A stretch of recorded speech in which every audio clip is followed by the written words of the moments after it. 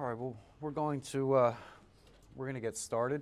Thank you all for coming today. My name is Doug Mancini. I'm the Executive Vice President here at Liquid, and it's nice to see a lot of new faces here. So if it's the first time you've been here, this is our corporate headquarters.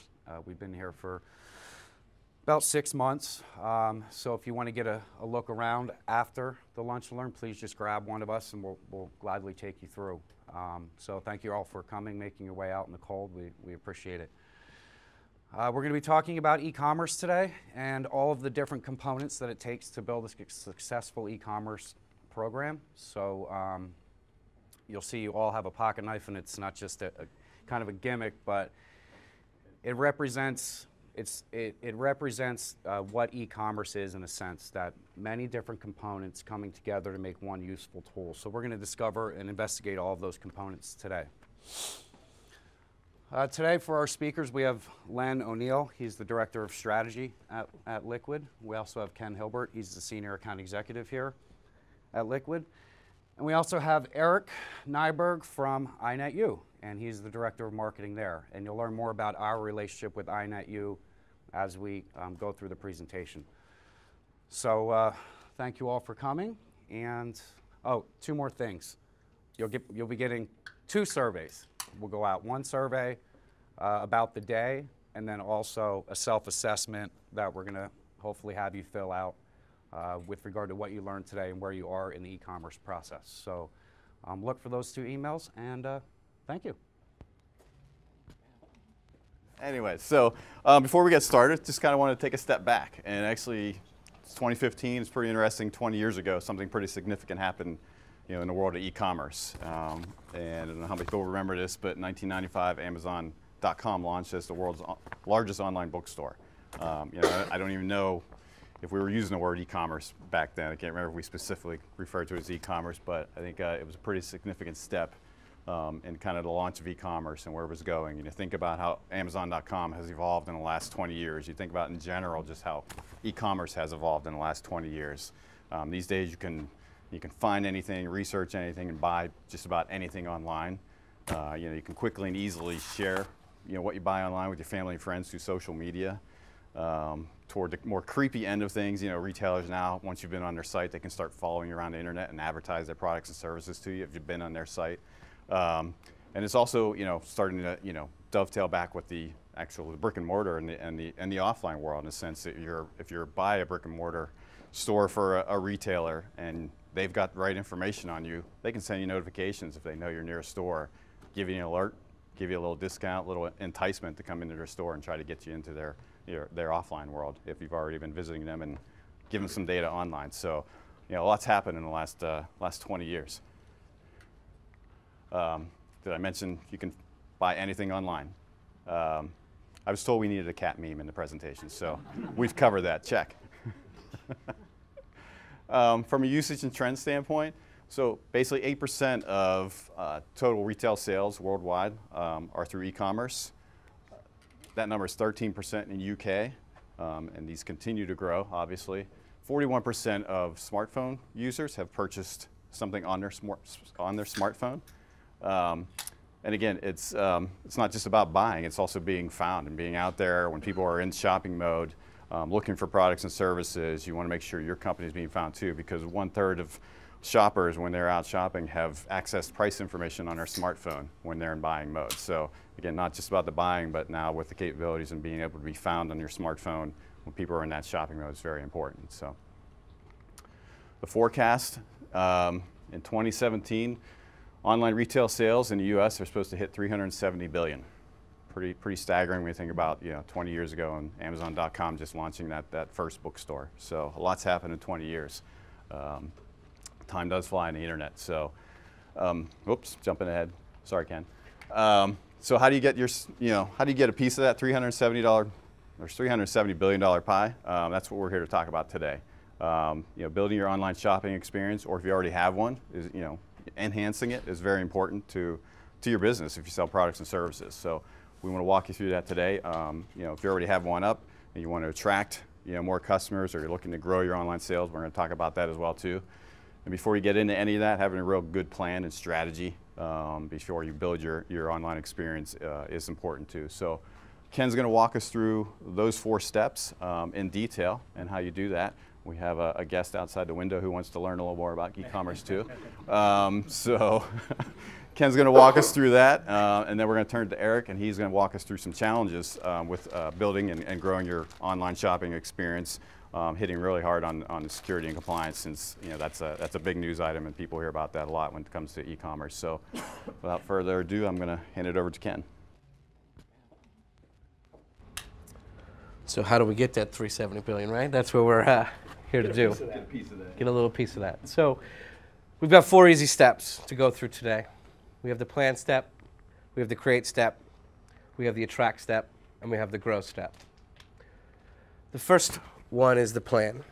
So whether you're robbing a bank, taking a family vacation, or building an e-commerce application, you need to plan. It's the most important aspect for success, whether you're gonna rob that bank successfully or get caught, or generate revenue online. So this is also the step where you're going to ask yourself anywhere from 5 to 5,000 questions. So what are some questions you would ask in the planning step? What are our customers looking for? Okay. We got 4,000 more. What else? Just kidding. So in this planning phase or step, you want to make sure you measure twice and you cut once. There's going to be many details that we're going to talk through, more than you actually might realize. So we're also going to talk through a case study as we sort of weave throughout here. And it's about a client of ours, Bill's Khakis. I don't know if anyone familiar with Bill's Khakis out of Reading, Pennsylvania.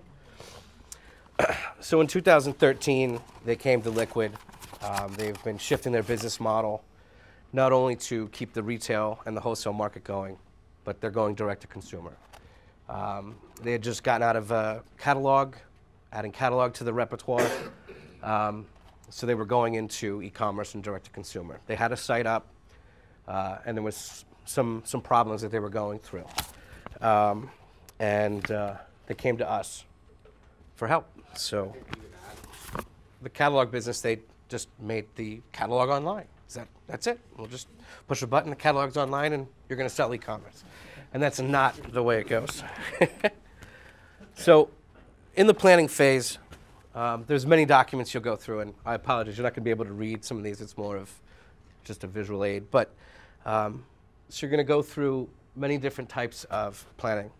So the first is going to be your business assessment. This is where you're going to establish your drivers, outline your objectives, the scope, and the reason for e-commerce. You're going to clarify the needs of your business, your customer, and your brand. Also, you're going to do a competitive analysis because you want to know what your competition is doing, but better yet, what are your customers experiencing from your competition. And also, since we're going online, there's technology. We all know how fun technology is. So later in the presentation, we're going to go through what a platform for e-commerce looks like, or some of the companies that we work with when it comes to e-commerce platforms.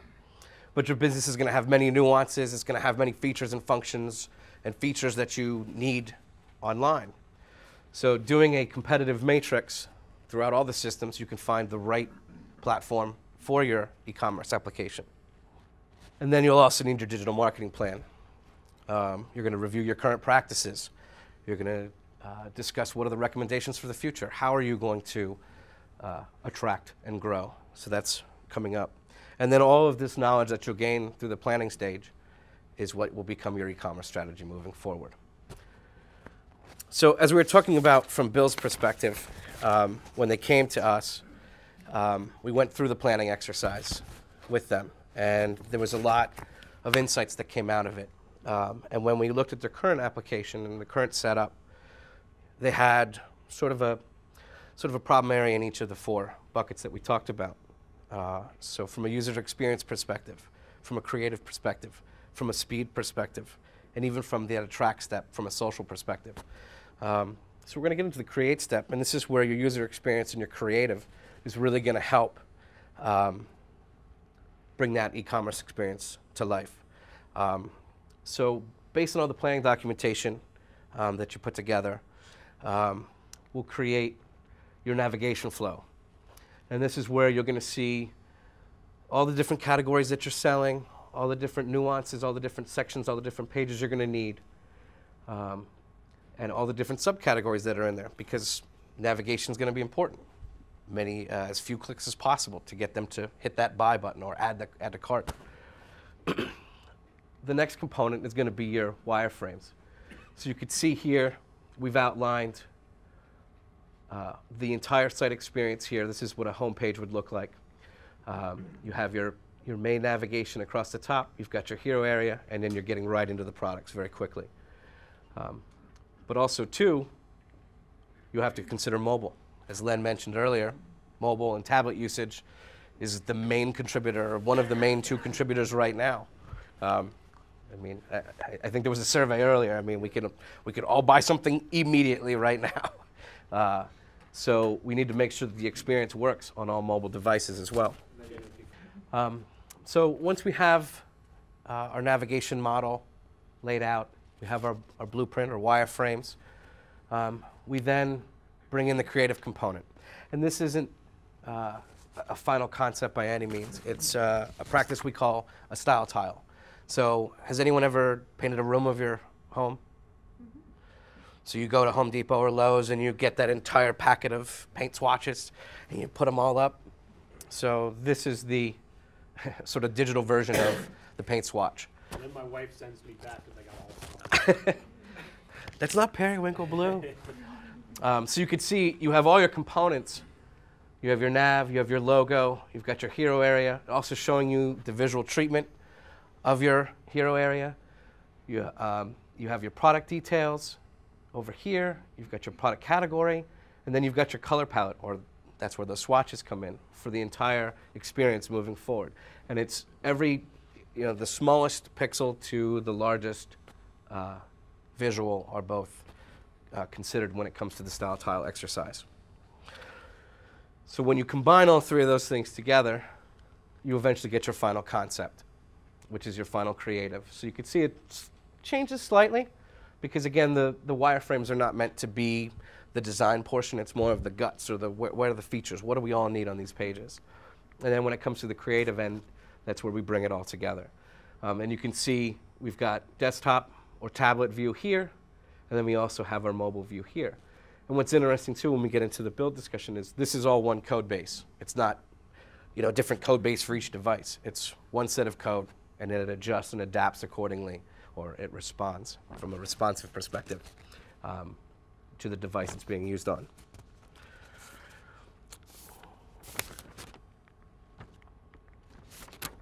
So these are a lot of logos. How many people have heard of these companies? So these are the big players in the e-commerce platform space right now. Magento being probably one of the major ones, Demandware. So now we're ready to build. We have all of our designs, and we need to build it together. So when we went back to that platform, or in the planning area where we developed the plan for our technology, we'll know which one we're going to be putting it in. And from the build's perspective, they came with Magento in hand. And what we did for them was we helped streamline the integration components in Magento. I'm not sure, anyone work in Magento at all? So it's got some fun to it, where you can use plugins, you could do custom code, you could do a combination of both, you can use out of the box. So really, when you plan through your platform up front, you'll know which one is going to be the right fit.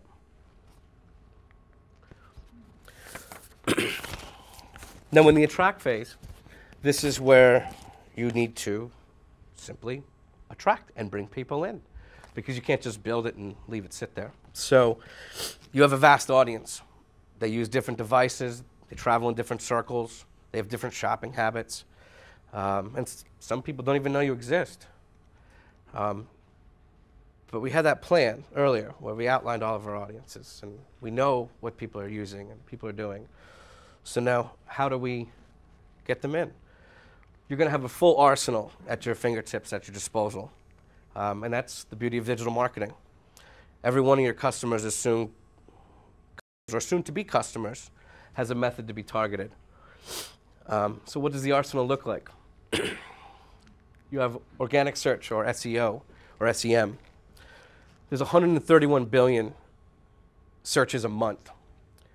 44% of online shoppers begin by using a search engine. And then SEO leads have a close rate of 14.6. So how do you do that? So it's three simple components. It's your crawlability, it's your keyword targeting, and the quality of your content. So crawlability, as we talked earlier with the navigation workflow, is the naming conventions that the search engines are going to use to crawl. So I'm sure you've seen long, giant URL strings before and while browsing. Search engines don't really like those too much. So condensing it down, being factual, which is where your keyword targeting comes in, is targeting URL strings, targeting the pages, which then are food for the search engines to find your product. And then again, your quality of content, utilizing the keyword targeting. And this sort of methodology or practice also works for pay-per-click, which is here in the bottom right-hand corner. We also have social media. Social media is 50% of social media-driven purchases happen within 1 week of sharing, tweeting, liking, or favoriting a product. And why is this so good? Because everyone's using it. Everyone has, again, do we have to pull it out again, the pocket of the phone? I mean, everyone has social media, right? Everyone has one on their device right now. Anyone say no? Whether it's Twitter, Facebook, YouTube, LinkedIn.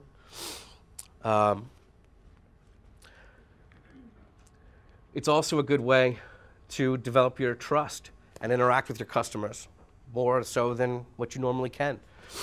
And it also provides a good tool for customer service. So if there's a problem, if there's a concern, you can address it pretty quickly. Some other things you can do, like we did with Bills, for example.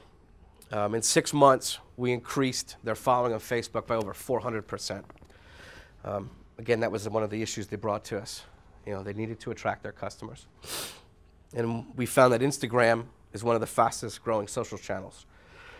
So last year for Father's Day, we ran a live trivia challenge, not only on Instagram, but it tied you back to Twitter, where for 12 hours, we were doing a trivia question, and 2 winners were selected. The first person to answer correctly, and then one of the remainder that answered correctly but was not the first. So we gave 2 prizes every hour for 12 hours on Father's Day. So another one to talk through is our email marketing. So why is email marketing important? Well, they've already opted in. They've already said, send me stuff. I want to hear from you. The frequency, again, based on the audience segmentation, is important. Certain audiences are going to want to hear every day. Certain audiences want to hear every time there's something special or something new. Or based on their demographic, they may want to only hear about a unique product or a holiday offering. But it also gives you an easy touch point where it's sort of somewhat automatic, where the emails will go out and you'll see the return. In Bill's case, when they came to us from their email marketing standpoint, their emails were averaging about $12,000 in conversions. The first email that we sent with Bill's, we hit 25,000. A lot of it has to do with the creative. The creative wasn't there, so that was one of the earlier issues I had mentioned, is because it didn't tie to their brand. Their email was disjointed from their catalog, which was disjointed from the website. So we brought it all together, and you can see some of the creative examples that we had sent. And then a repeat customer spends 3 times more than a new customer. So there's a lot of other methods on attracting and getting your customers in. I'm not going to read through all the bullets, but one I will focus on here is the retargeting that Len mentioned earlier, where a cookie gets placed in your machine, and then when you're traveling from other areas or other sites, you'll start to see display advertisement. So you can see here an example of another site that is not a Mac site, but you get a Mac banner ad. So you could see these different types of ads will start to pop up. And I'm sure you've seen that if you're on YouTube or something or other sites. Why is there an ad for that? So the growth or the grow step is not only just gaining more, but it's also keeping customers and making sure that you're, you know, as Eric has pointed, always top of mind. And no matter where you touch on them or they touch your brand, there's a consistent and cohesive message.